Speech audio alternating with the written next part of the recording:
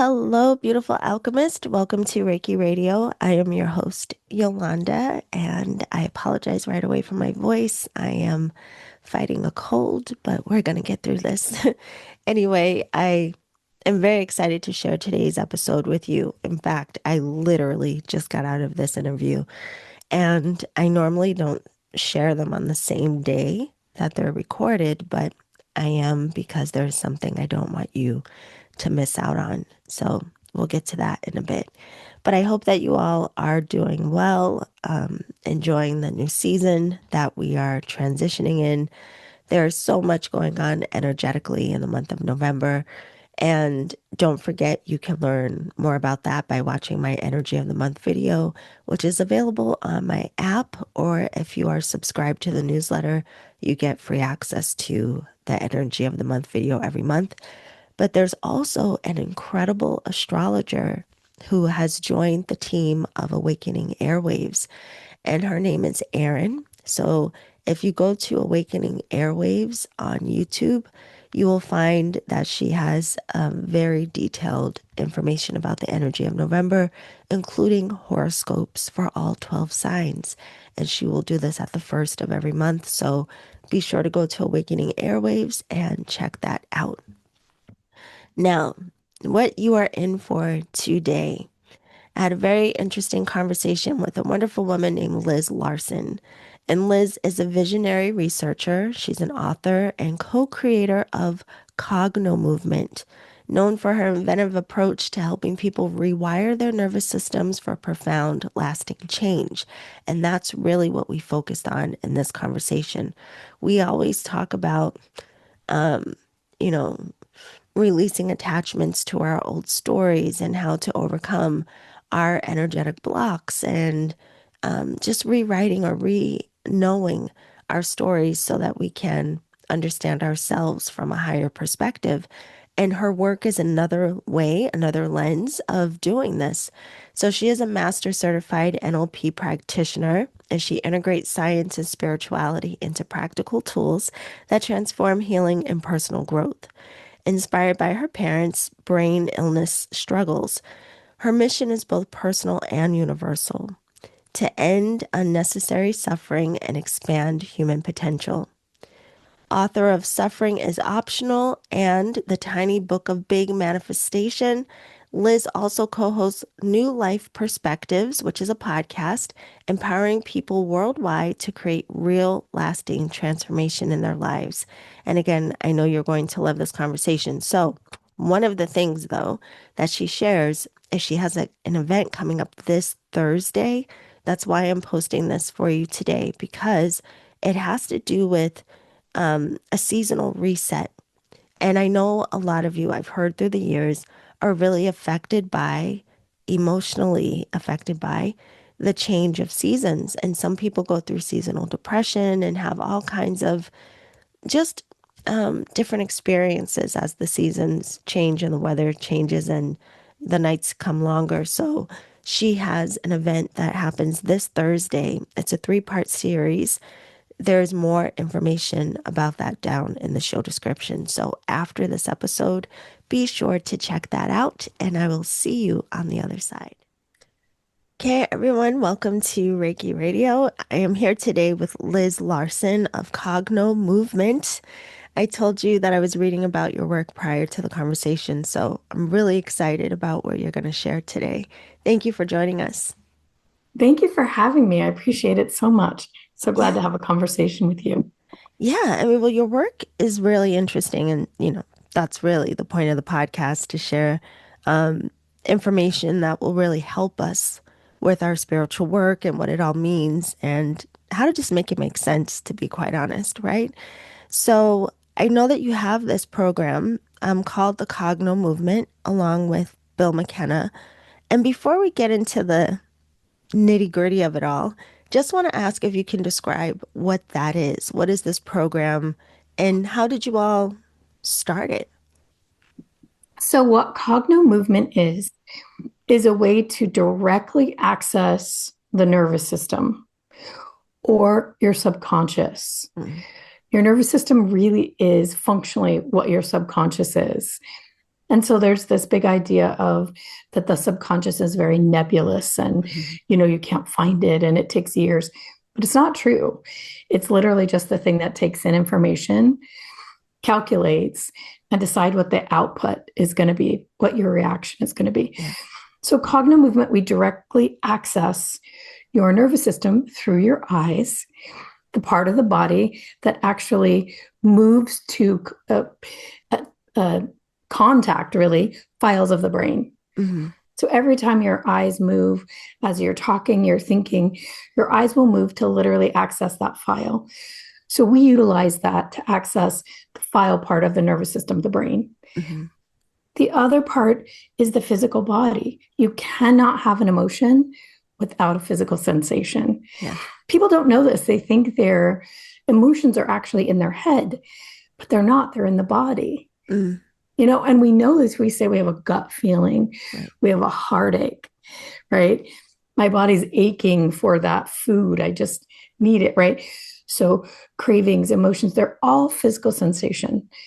So we use that part of the body combined with the eye position in the brain to access the exact pattern that your body is using to do anything.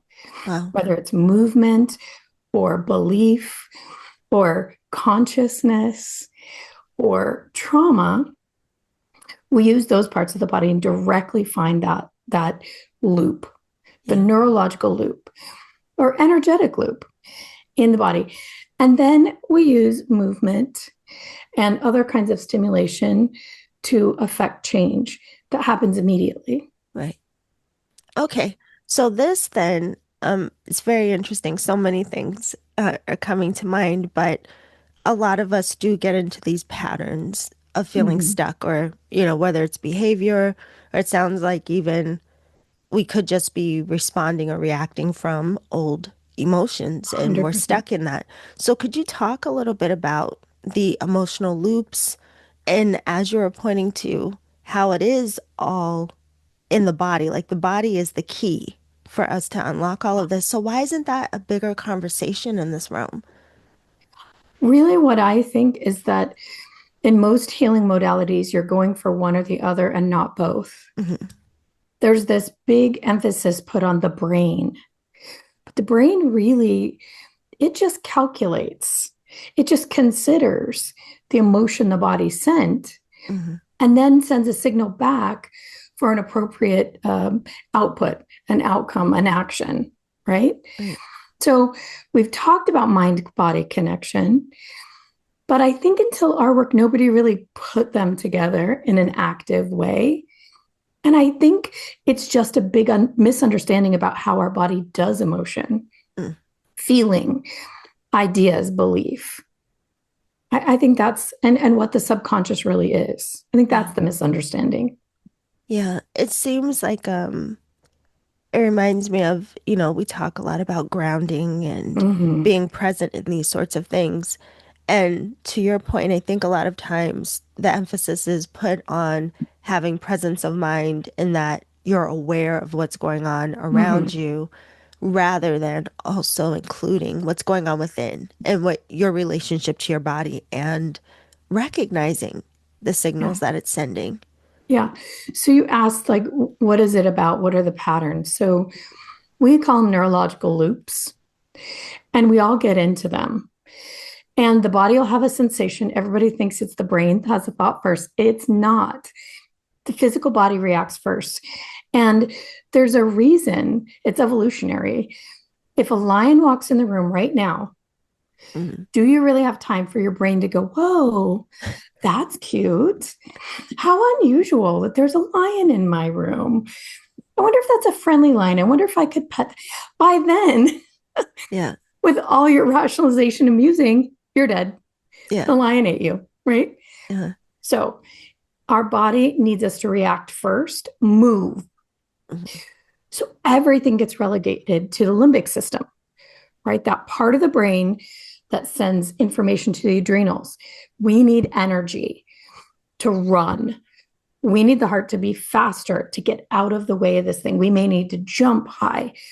We may need to climb a tree. We may need to hide, right? So all of the information gets relegated to that muscles, all of the energy, right? To move, which is an instant sensation. Yeah. Then the brain catches up later. So I always laugh about this because my husband used to really do this. They had a stuffed bear, a real bear, but it was stuffed. And they would tie it to a door handle at work that opened toward a person. Mm. And the person would open the door and the bear would rush them. Now it's a fake bear, Yeah. but every person would scream bloody murder, and they were all men.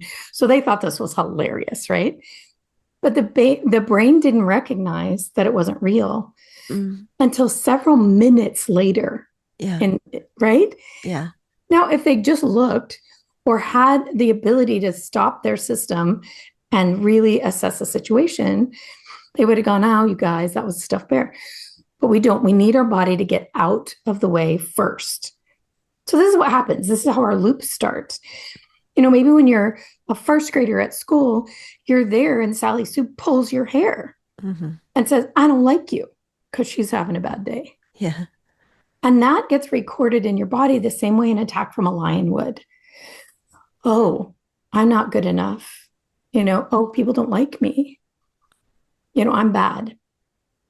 And it's a physical sensation. And then let's say you are older now and you're in fifth grade and you see someone who gives you kind of a side eye, or at least you perceive it, right. Immediately that sensation comes back. And the meaning your brain made up for it the first time comes right back into view. Oh, they just gave me a side eye because I'm not good enough, but yeah. you know, I'm bad. Even though that person that gave you the side eye may not have even been looking at you. They may have been doing something else completely. You may have misinterpreted the signal, but your body records it as another injury. Now, that pattern will create stacks of those. The body reinforcing, yes, that is a danger. So now you're in a marriage and you answer the phone and your partner just is having a bad day and they don't answer kindly. They're like, hey, what's going on? Immediately, I'm not good enough. They don't love me, right? Yeah. So this fight or flight pattern will play out exactly the same way as it did at 5 or 6 from the same brain states. You know, not from 20 or 30 or 40 or 50 or 70 or 80, but from 5. The body sends a signal. The brain determines what it means. This is a familiar one. We know this one. Yeah. It's true because we've experienced it 1,000 times. Yeah. Wham. And then we will often have a very similar reaction to however reacted at that 5-year-old time. If you went and cried, if you hid, if you punched back, it's going to be about the same reaction every time. So the body sends a signal, the brain interprets, sends a signal back. Yes, emergency. Emergency. Yep, emergency. Another signal back to the brain. How much of an emergency? A big one. Okay, right? So that loop creates energy. Now, the interesting thing, and I think your audience will like this, there's something that Nikola Tesla told us about electricity that goes in a looping pattern. Do you remember what it is? No. It creates a field. Oh. So electricity, how does our body send energy or information? Information is the right word. Through electricity, electrical signals, hormones, and chemicals, right? So those are going from the body to the brain, from the brain to the body. Round and round and round, they create a field. That field is actually visible in the field around our body, around in the atmosphere around our body. Now with technology, it can be seen as a flash of light. You can actually reach your hand out and feel the density of that pattern. So now not only you are caught up in that loop, but everyone around you. It acts like a tractor beam. So that little 5-year-old cannot figure out why now when she goes on the playground, people won't talk to her. They don't like her. Here's the signal. She's sending the tractor beam out. Here's how to think about me. Here's my signal, right? It's not true. It's not true at all. But it becomes a tractor beam for everything like that in your life because the nervous system wants to be sure I see the problem coming, right? Mm-hmm. And the system is just reflecting that. Other people who come in contact with us, they're in our neurological soup, they feel that signal. And if they have one that matches, here we go, round and round. So the victim will find the aggressor every time. So the aggressor, their little system was probably hurt somewhere when they were young, but their reaction was fight. Where this little 5-year-old, their reaction might have been cry or hide, Mm-hmm. right? So those two are going to go round and round. It's called a calibrated loop. Mm-hmm. So with our work, what we do is we find that loop through the sensation. Every time you have this, how does it feel? And it might be like, I got a pain in my shoulder. It's chronic. My left ear rings, right? My eye twitches. Mm-hmm. I got a pain in my gut, right? It could be anywhere in the body, not just along the chakra system. Right. And we let the body really feel it. Let the body tell the truth about this. Mm-hmm. Let the feeling get bigger. Let your brain really see it for what it is.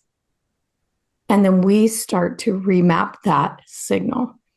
We use bilateral stimulation, similar to EMDR, Mm-hmm. but we use these funny little balls that also activate the visual, the auditory, and the kinesthetic learning centers. Because we're signaling the nervous system, we're going to learn something different today. We're changing this, right? Mm-hmm. We move through the kinesthetic body, the logical mind, and ideas and inspiration, the way the nervous system runs its own pattern, right? Yeah. Because once the pattern's open, you're usually like, oh, okay, I'm fine again, right? And then it'll dig back in and go. So we utilize that along with that bilateral stimulation, left brain, right brain, left brain, right brain. And we move all the way up the body. And one of the other things we do initially is to move the eyes in a big oval, really make them stretch to find the glitch. There's going to be a glitch where that brain is like, whoa, don't look there. That's how I hold on to this thing. Yeah. Don't do it. Don't go there. Right. And when all of it is felt at the same time, when the body is shown a new pattern, it autocorrects itself. And it knows that that energy was actually lost energy, unresourceful. Yeah. Collapses the pattern, and all of the stacks, all of those moments become something completely different. Completely different. Okay, I have to ask you something because of, the work that you do and what you've experienced, because so many things are coming to mind. So I know people listening will be familiar with the idea of, because like in the realm of Reiki, for example, we talk about how mind, body, energy, it's all interconnected. And so with that, our projections and what are felt are, expressions of what's held in the body, almost like the encoding of your mind and your emotions. But then you're reminding me of an exercise that I learned a long time ago that has to do with the vagus nerve. The vagus nerve. And my curiosity in listening to this is, do you notice, let's say someone goes through this with you and the pattern is identified. I know what a lot of people struggle with in this work is the repetition, even after they know. Yeah. So like once you bring in this element of working with the movement of the body, does that change the potential of repetition? Yes. Okay. This is exactly our whole point in what we do. Okay. Is to stop that loop. Mm-hmm. So when you're feeling the sensation, making it bigger, letting the mind and body really focus on it, and we combine it with the eye movement, we know where one end of it is, and then we start to move these patterns. What happens is it literally collapses. The wave collapses.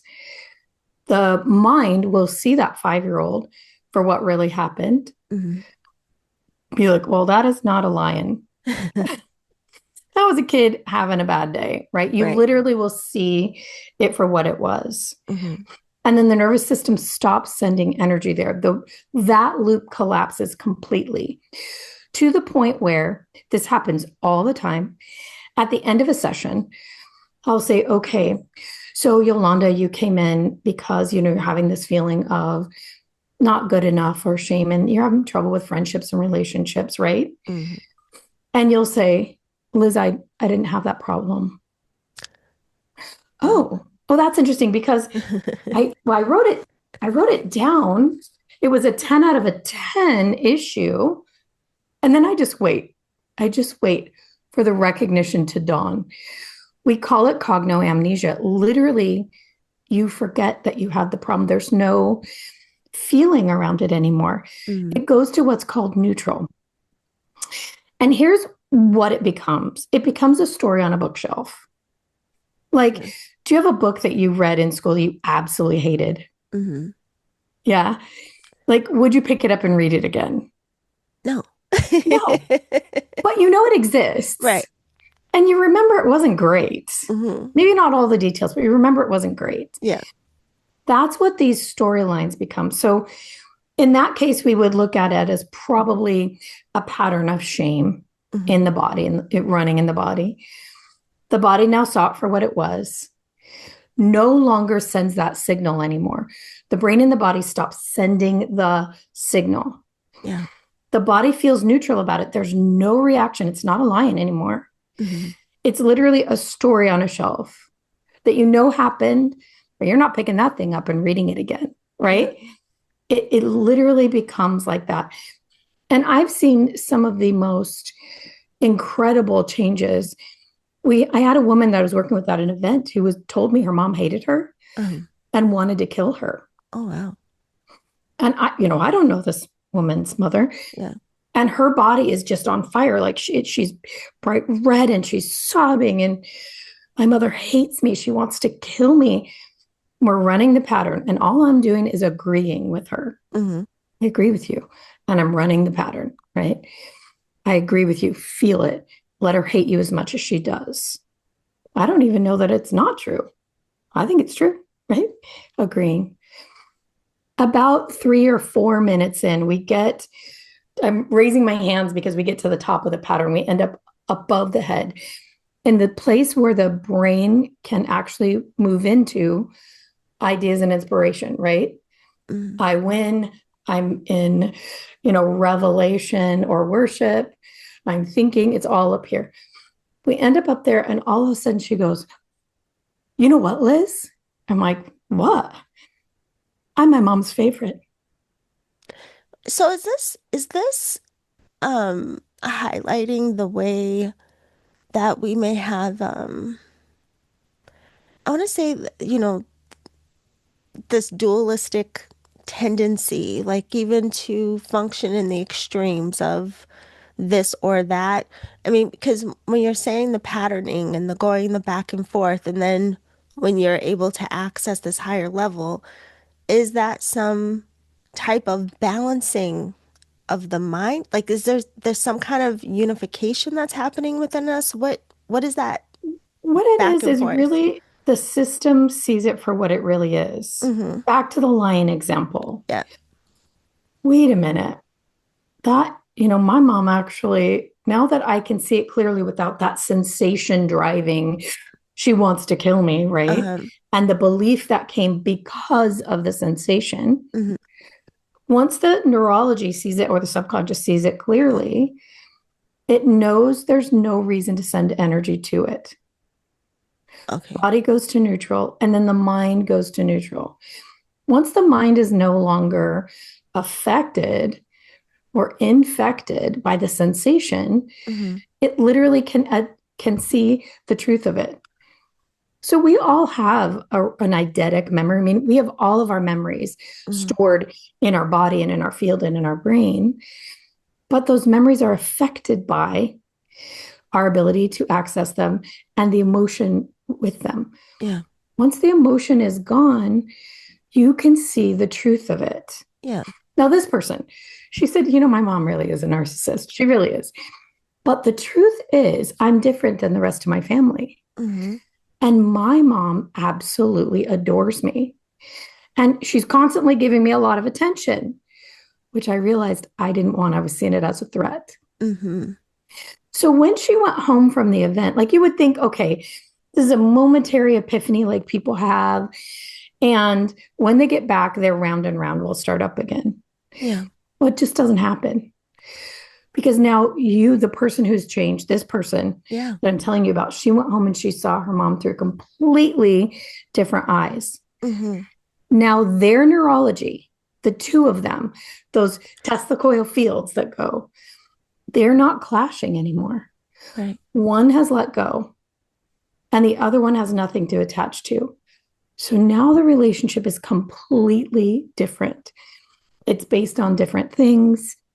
The truth of what happened in their lives is different. Yeah. The perspective is different. So it collapses it entirely. What can happen is sometimes something else will come up under it, but it is really, truly another thing, Yeah. another piece of it. Yeah. So when people do this, let's say they do it regularly and they've allowed themselves to not attach to the story that is connected to whatever the emotional response was at its origin. Is Yeah. this something that then becomes like, say, for people who are practitioners, does it become almost like a automatic recognition of like, oh, like they catch if it's a different story and pattern and these sorts of things? Yeah. Yeah. Yeah. Yeah. Yeah. It really changes who you are. For me Mm-hmm. personally, it's the first thing that allowed me to actually be who I really am. Yeah. You know, in the taking off of other people's clothes, other people's stories, my own perspectives that were completely skewed. Yeah. Like I emerge. And every 7 days, I'm like a brand new person again. I have a different capacity for consciousness and to see the world. So, what does happen is, and it kind of sucks actually, is you begin to realize it's all you. Uh-huh. You know, your partner or your kids or somebody at a grocery store, they're just acting a fool, they're acting bad, you know. Hmm. Oh, and we want to blame them and we want them to be different, you know, and so this and that and the other. And as a CognoMovement practitioner or someone who practices pretty regularly, you're like, oh dang, that is me. That's me. That's my emotion.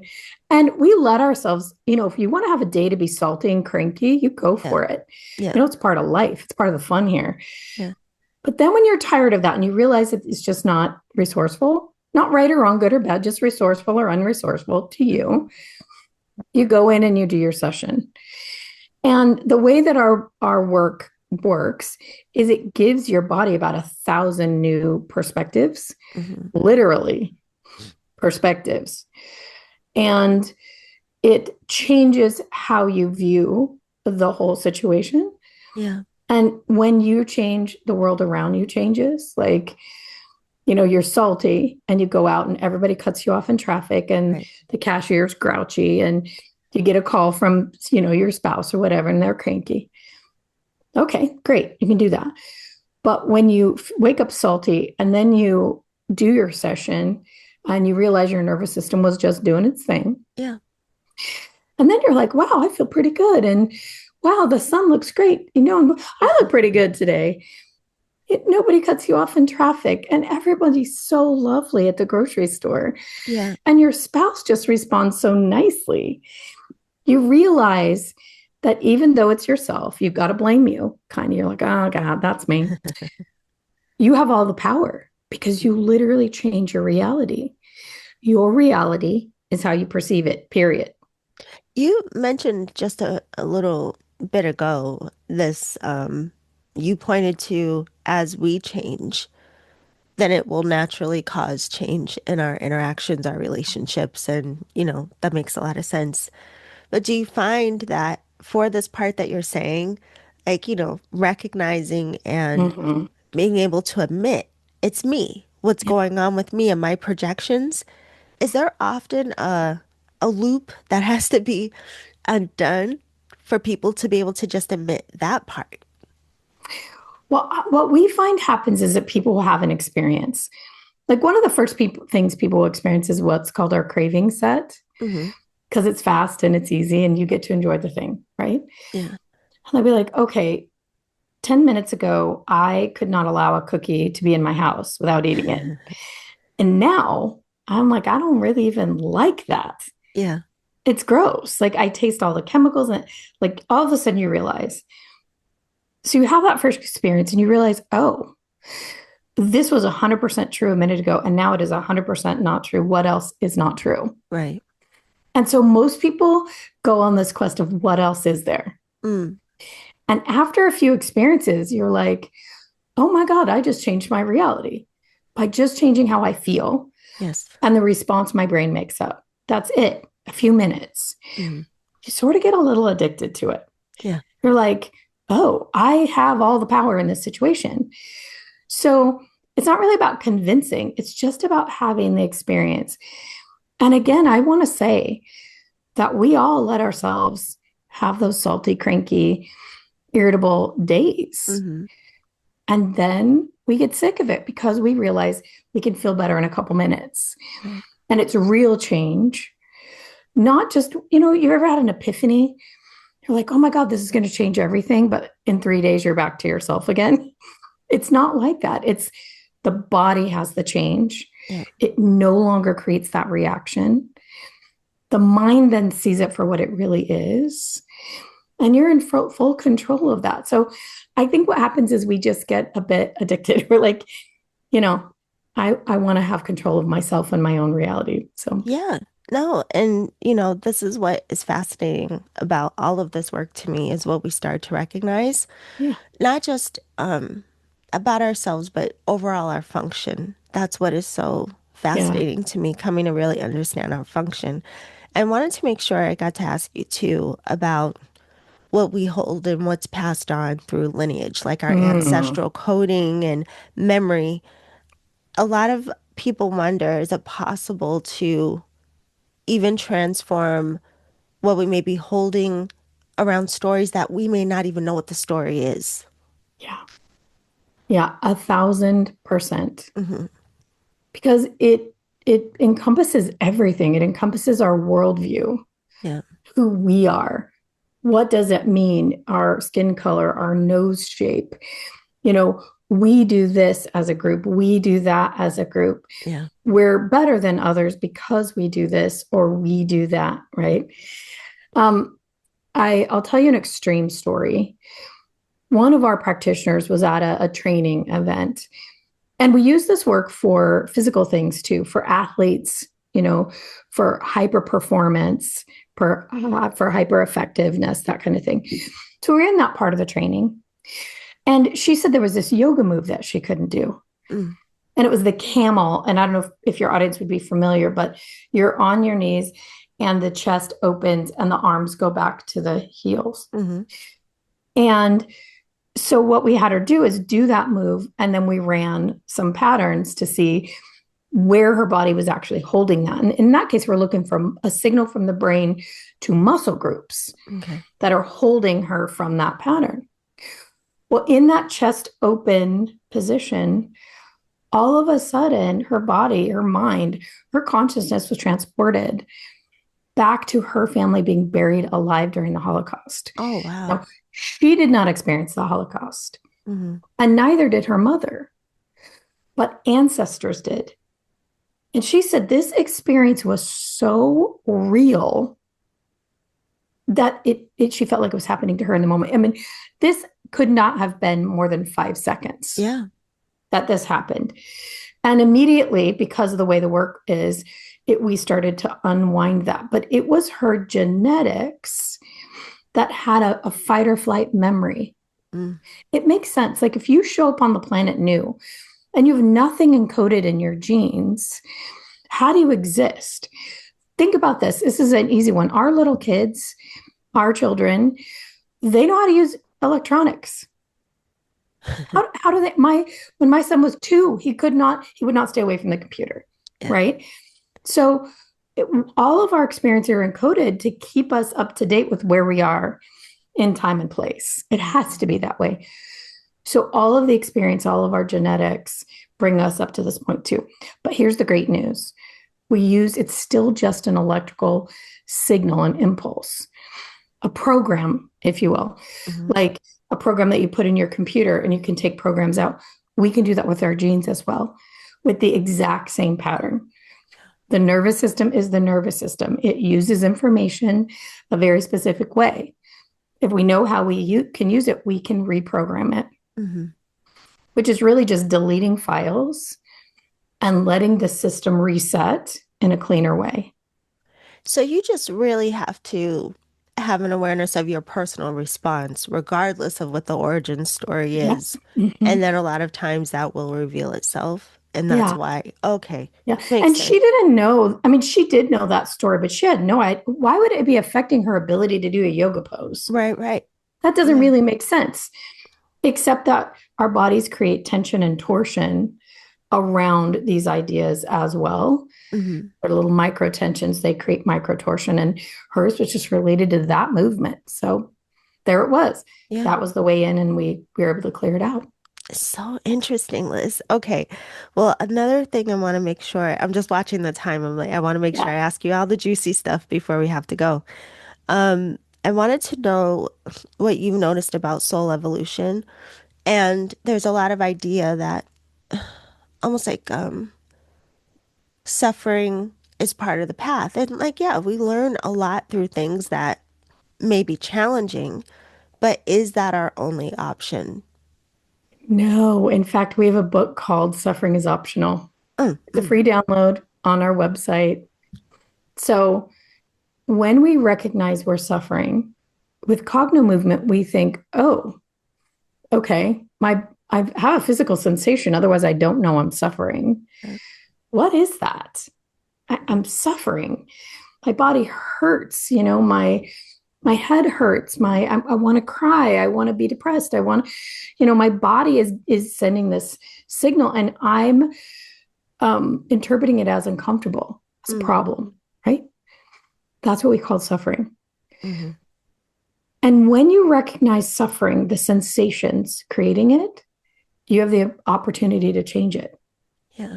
I have the opportunity to create a new program where my body does not recognize that as suffering, right? Think about it this way. Some people can have $1,000 in the bank and feel like they won the lotto. I feel good. I got $1,000 in the bank. I feel Mm-hmm. great. Happy, I feel like I can spend a little. But for another person, that $1,000 in the bank is so painful Mm, because what they're used to is 10 or 20 or 50 or 100, yeah. right?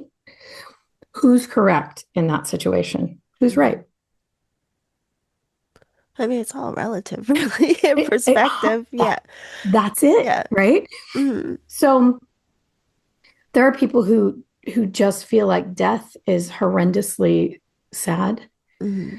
and other people who feel like it's now freedom. That person just won. Right. Well, it's interesting too, because the question came up while you were saying that. When we do start to release certain beliefs, or say if I recognize there's something that's causing me suffering, this idea, this perspective, and then I do the work and I let go of that, I neutralize it. Does that also automatically bring in the acceptance of what it is I may have been avoiding? So it changes your perspective Mhm. entirely. Yeah. I just worked with a mom who had a terrible, terrible situation where her child was injured while she was pregnant due to her own um, behavior. Let's put it that Okay. way. And this weighed on her so heavily because the child was born with physical issues and had health problems for so many years.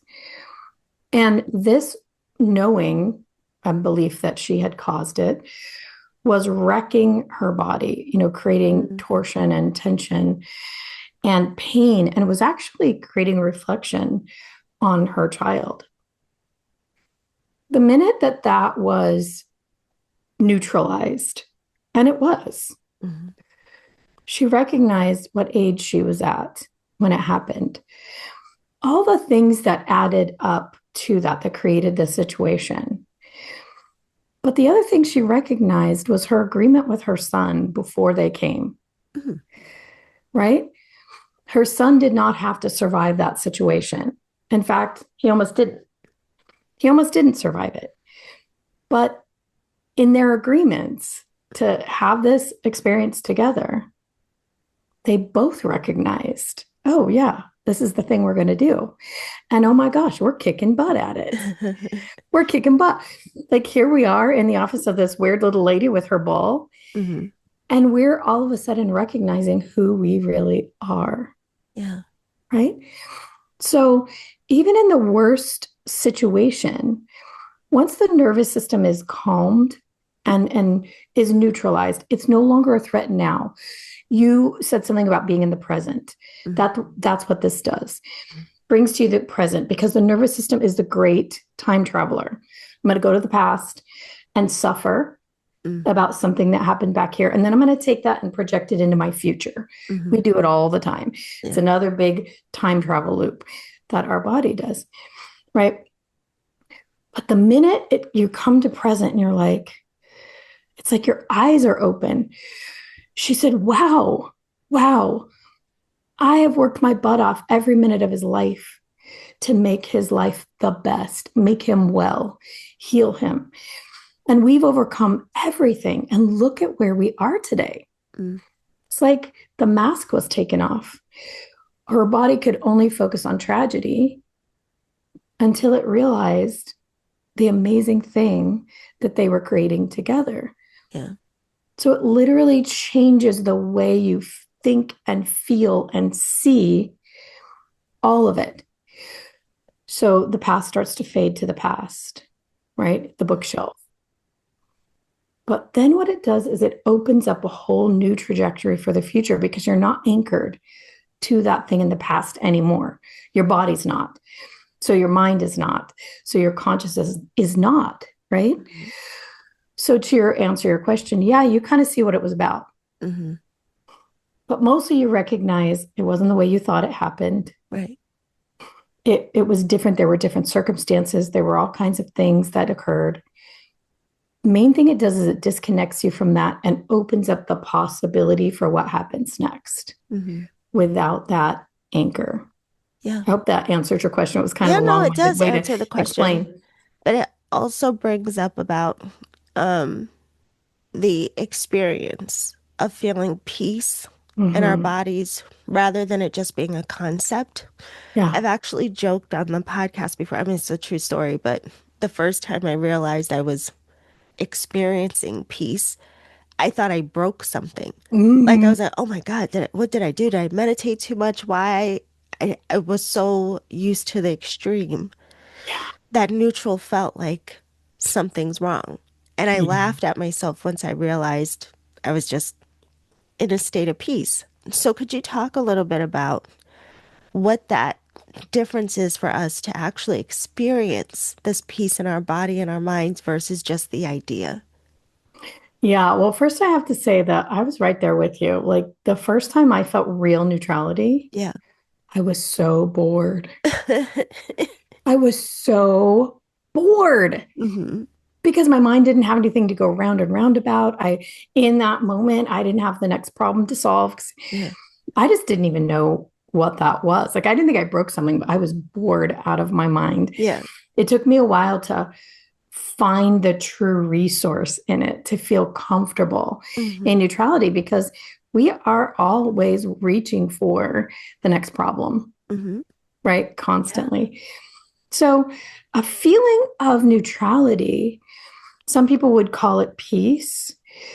It's a sense of everything's available. There's not a block in front of you. There's not a hurdle. You don't have to run 1,000 miles an hour. But I think, and it feels different to everyone, but to me, it is this fully present. In that moment, if my little dog comes in, he's a little beagle, he's kind of a terrorist, it's a puppy. When he walks in the room, I can give him my full attention. I can sit and pet him and just feel love. Yeah. Lots of times we can't do that.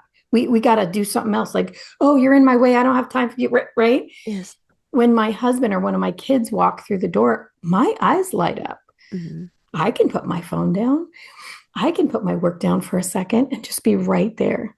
Yeah. Just with the eye candy of loving them. Like, look how beautiful you are. Yeah. Wow, look how awesome you are. It's wonderful to have you in my life. And it sounds very sappy in a way, but it's not. It's the most wonderful feeling. Are you aware? Do you know about the Hawkins scale? No. So Is Dr. that the David, one? Yes, about the scale of consciousness and it power goes, versus force. yes. Yeah. So there's a way to describe this that's kind of helpful. So the Hawkins scale goes from shame to enlightenment, Right. and there's a numerological scale. Hmm. And it's really how much energy does that suck from Yeah. you, right? So at about 200 is courage. Hmm. And that's the one where like, I want to, but I don't want to, Yeah. fear and go for it are equal. Hmm. But right above that is neutrality, and it's 250. And then above that are all the things like willingness, acceptance, love, peace, joy, and bliss, enlightenment, right? Yeah. So that 250 of neutral, this thing we're talking about, where you're like, I'm okay. Yeah. It's cool to be right here in this moment, do what I want or not. Just feel like you're just present. It's fine. Everything's fine. That is the gateway to all of these other things that spiritual practices promise. Hmm. You cannot get there from fear. You can't get there from blame or shame, or guilt, anger. You can't get there. Yeah. When you can get to neutral, just that big deep breath. Oh, wow. Oh, this is what this world looks like. Hmm. Then the ability to step up into those higher levels of consciousness, just awareness of what the world is and what you are and what other people are. It's really all that is. Yeah. Becomes very, very easy. And from neutrality to love, 500 or above, the big L, universal love, actually is a pretty easy jump. Hmm. Once we understand what neutral feels like, and it's a feeling, and then it triggers to the mind, we're okay. Yeah. There's no lying. We're perfectly fine. Yeah. We're safe. Then everything above that is just a reach. We just have to reach for it. And we need to get familiar with what that feels like. Yeah. What does it feel like in the body to be willing or have acceptance, or the F word, forgiveness? Like, oh my goodness, what does that actually feel like? Yeah. Once we know what it feels like, we can access the neural pattern and we can get there in seconds. Mm. And in fact, this is a little secret. There's literally an eye position that will get you directly into your love pattern in your body. You can get into love and reference probably in less than 20 seconds if you know the neural pattern. Now, you can't stay there if you don't understand how to get yourself to neutral, but you can visit and you can get more used to it and more comfortable with it.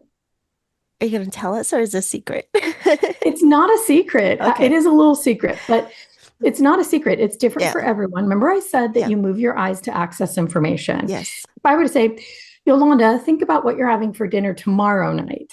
Mm. You would move your eyes to reach to the place that's future and planning, right? Mm-hmm. If I were to say to you, what did you do yesterday about that? You would reach for a neural pattern that was yesterday, right? Mm-hmm. If I asked you to, hey, how do you feel about dinner tomorrow night? You would go to a completely different place, right? Mm-hmm. If I asked you, what do you think about dinner tomorrow night? You'd go to a completely different place, right? Yeah. So to access our love direction, the questions are pretty easy, and you kind of need somebody to look at you because you won't really be aware. Mm. Most people are not aware of where their eyes move. But if I were to ask you, what is the most beautiful place on the planet that you have ever seen? Like awe-inspiringly beautiful for no reason. You can't explain it. If you were going to explain it, you couldn't. Mm-hmm. What is that place? Think about it for a second. See where your eyes just went? It's funny because even before I let my eyes move, I could almost feel behind my eyeballs which direction they wanted to go. Mm-hmm. Okay. So let yourself go there for just a second. Everybody listening, like the most beautiful place you've ever seen. And all of us have one. Mm-hmm. There was a rainbow moment or a cloud moment or a Grand Canyon or a cathedral that just like, wow, for no reason. Mm. Let yourself go there. Let yourself be in that position just for a Ah. moment. Let yourself feel. Notice the other end of what did that feel like in that moment? That ah. Okay. Mm. And then what is like your most expansive spiritual experiment or experience or a place that you were where you in a yoga retreat or a Reiki retreat or Mm. yeah, right there. Notice it's exact same place, isn't it? Mm. If you're so everybody, it is Yolanda's up and to her left. Yes. Okay. And what being in your life, a Mm. being that is just yummy for no reason. Like you just adore them, warts and all. It could be a dog, it could be a grandma, could be like an image in your face of a baby, chubby cheek, or like Mm. you just melt. Like you just love them because you love them. Yeah. Exactly the same place. Did you Mm. see it? Yeah. So for you, that's your love direction. Mm. So move your eyes there where all of those experiences are Mm. and just relax into it. And you might start to notice there's actually a distance to it. Like for some people, it's a foot or so. For some people, it's farther. Notice what that distance kind of feels like where your eyes focus Mm. and play with it just a little. Hone it in, tune it in where that sensation of the most beautiful place on the planet, this amazing spiritual experience, that yummy being in your life. Mm. Notice how your face wants to smile, your Yeah. eyes light up. So that's it. Mm. And you can fine tune it. You kind of play with it and find out, where exactly it gets bigger or smaller. And you'll find that even a small movement outside of it is Yeah. not it, right? Yes. So you can get yourself there and you can play there, you can meditate there. And what you'll find out and what you almost already did Mm. is that even if your eyes don't go there, you can get your periphery to go there. Yeah. You know that place in space and you let your attention go there and you can still get into it. Oh, I'm definitely gonna play with this It's good, after we're right? done talking. Yeah, the challenge for me right now is just like I'm used to looking at who I'm speaking Right. to. Yeah, Yes. yeah. So I'm like, oh, can I look away from her? But definitely. And I'm a very visual person, so it's interesting when you told me to look in that direction. It almost felt like something was pouring into my heart Yeah. at the same time. Yeah. Yeah, Okay. So you weren't in any of those situations. It's just me, you here right. talking. But I could get you in the neural pattern, the brain that actually starts to activate that sensation. That's how your body does that feeling, Mm-hmm. right? There's also a place I could put your eyes into right now where you would be furious. Mm. You'd be so mad. Oh, don't do it. Yeah, we're not doing that one. But you can also do that. Yeah. It's just like a computer program. There's a few keystrokes Mm. that accesses that pattern. But the question is that moving your eyes there and accessing love, is it real? Mm. And it's 100% real. Yeah. And you can utilize it to change a moment, to change your relationship, to change your life. Some people actually use it even for manifesting. Mm. They start to throw what they want into that love direction Yeah. because they can feel the same way they do about the thing they want to manifest Yeah. as their highest spiritual experience or the most beautiful place you've ever seen. So it turns out that love direction is very connected with reverence, Mm. which is we don't use that word very much, Yeah. reverence. But when you love something wholeheartedly and unconditionally, there is a reverent sensation. It's a very high vibration sensation. Mm. And we can let our whole body fill with it. We can become acclimated to it as easily as we can become acclimated to stress, Right. fear, pain, sadness, guilt, blame, shame, all of them. Yeah. Yeah. This is amazing. I know a lot of people are going to be so curious about because we only have an hour. It goes by so I quickly. know, I know. So the good news is though, you do have some things that we can access to learn more about the work. You do Yeah, have a program, but you also have an upcoming three-part series that actually starts this Thursday. yeah, So I really want to make sure we mention this first so no one misses out. So Thursday, there's a three-part series that starts on November 20th, and it's a seasonal reset. Could you yeah. talk a little bit about this? Yeah. So our bodies are affected by the seasons and by light. Light's a huge factor. But it's not just that, it's all our memories of the season. Yeah. For me, it used to be that October was always awful. Something bad and always happened in October, Mm. all the way up to my dad died in October. I mean, Wow. right? So we start to have these patterns. Our bodies, as the light fades, there's less chemicals like dopamine and serotonin. Our oxytocin wanes. We become more introverted. We stay in our houses more. We go out less. We have less connection. Our bodies start to worry about the holidays coming up and possible rejection, fights, loneliness, if that's the case for some people, memories from childhood that were painful around holidays, and most of us have them. Weirdly, most of us have them. Yeah. So all of that adds up to our neurochemicals start to be physically depressed. Our bodies start to be physically depressed. They become a little bit too damp as the season changes, less light, more for some people, more alcohol, more food, more dense food, less movement, less fire in the body. So in this series, we're going to address those things. What is really real about seasonal affective disorder? That's a diagnosis. We're not curing any diagnosis, but that's what people call it. What is real about that? And what is just a neurological pattern based in the past?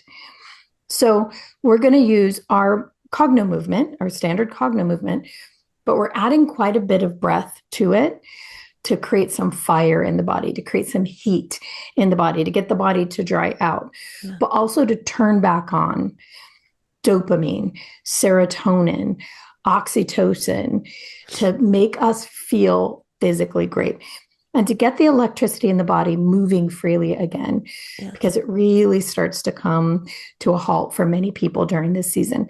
So that's what we're going to do for 3 weeks. It's not a lot of talk. It's a lot of doing. So if you're not familiar with CognoMovement at all, I would suggest one of two things. One, there's 7 hours of CognoMovement free. It's on our website. It's cognomovement.com. So COGNO movement.com/beyond. And it's 7 hours of sessions to get yourself familiar. The other thing is we have our Essentials program where you get your own set of Cogno balls, and it takes you through how to do this for yourself. Absolutely how to do it for yourself. Some of the foundational ideas, but it's sessions that you follow along with to change whatever you want in your life. So that really gets you familiar. And then over those 3 weeks, we'll be doing some more advanced things as well. Like I said, we're layering on breath and there are different patterns, but it's all intended to really reset the body back to a really, really resourceful state. Wow. Okay. So, of course, I'll have the link where people can register or join for the seasonal reset series. That's down in the show description.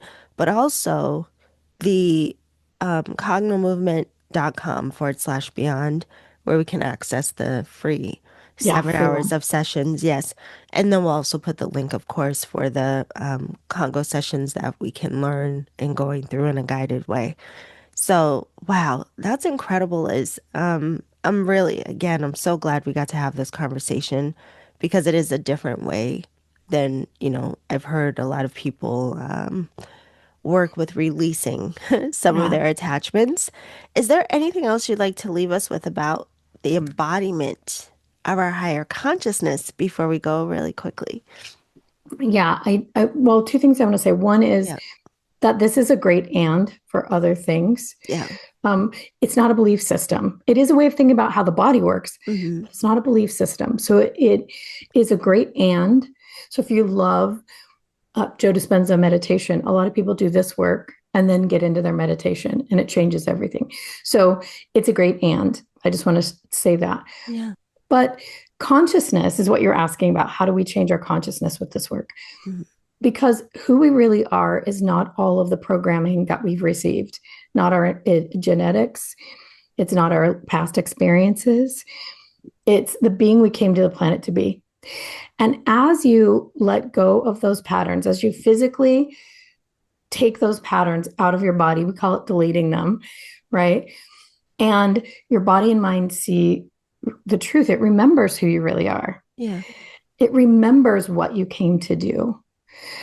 Then your ability to have awareness, consciousness is just the awareness, higher and higher levels of seeing this world for what it really is, Yeah. seeing beings, human beings for what they really are, right? As you do that, your consciousness raises naturally. So we measure a lot of times before and after a session on a thing called a biowell. I don't know if you're familiar. It measures the body's voltage in their neurology.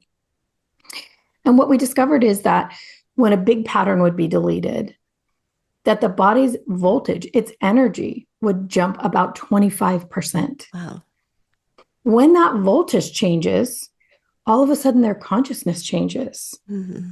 The human that they are and how they interact on the planet and what they believe about themselves and believe about people and the world changes completely. Mm-hmm. A person can go from absolutely hating their spouse and they're there because they want to figure out how to get divorced to, oh my God, I absolutely love and appreciate them. And going home to a spouse who acts completely different. Literally, the reality changed. Yeah. That is the most powerful ability to change consciousness that there is. When you change you and the world around you changes, that's the highest level of consciousness you can have.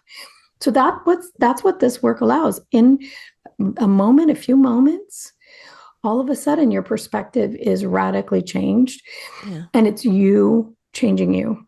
It's not someone else programming. It's not ideas that someone else has. It's literally just you deleting one so something else becomes possible.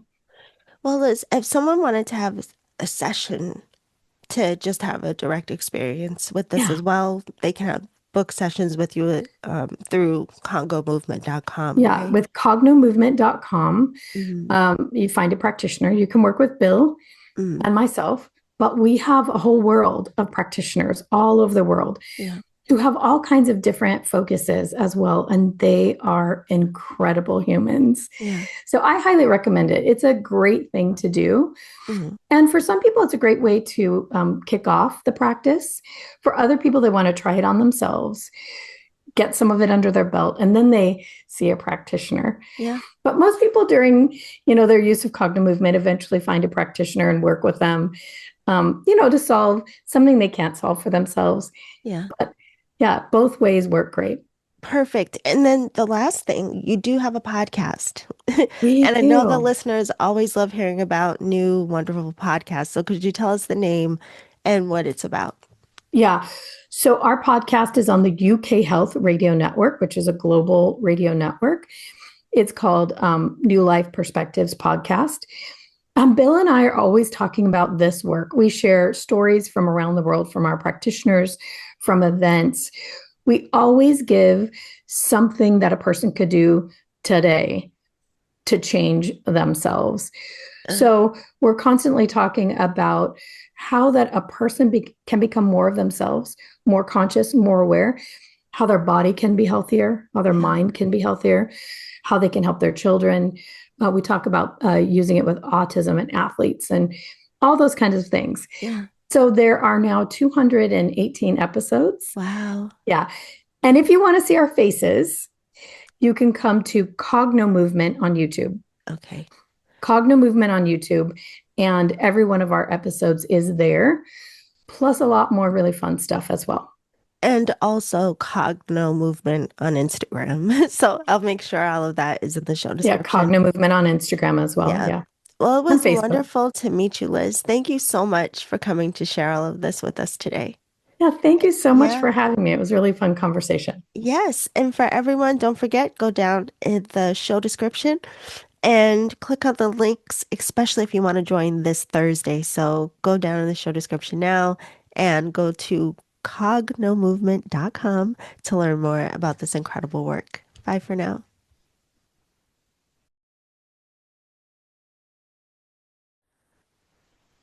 Okay, beautiful alchemist. I just want to thank Liz again for coming and sharing with us about CognoMovement. Don't forget, you can learn more about her work at cognomovement.com. You can also follow her on Instagram at CognoMovement. And as she mentioned, you can find her under the same name, CognoMovement, on YouTube if you would like to watch the podcasts and the information that she shares with her co founder, Bill McKenna. Aside from that, they do have an upcoming event this Thursday. It is a three-part series called Seasonal Reset, and the link for that is down in the show description as well. She also mentioned that you can access 7 hours of sessions you can watch for free to have a deeper understanding about this work. And you can access that by going to cognomovement.com/beyond. And of course, that link is down in the show description as well. So there is so much you can continue learning about this work. All the links are below. Also, want to remind you if you have not got your ticket already, this weekend is the Reiki class, Masterclass weekend. It is a 3-day event. It is Friday, Saturday, Sunday. It is live. But if you have your all access pass, it's only $44 for the entire weekend, and you get 9 master classes. You also have access to the recordings. So even if you can't come live, you can watch the recordings. You can learn more about that on my website, theenergeticalchemist.com, but I'll also drop the link down in the show description for that as well. All right. So I hope that you all are having a gorgeous week. I can't wait to see what came up for you through this episode. Be sure to reach out to Liz. You can email me and let me know what you think, or wherever you're listening to the podcast, just add your comments down below. Thank you so much, everyone. And remember to always journey in love.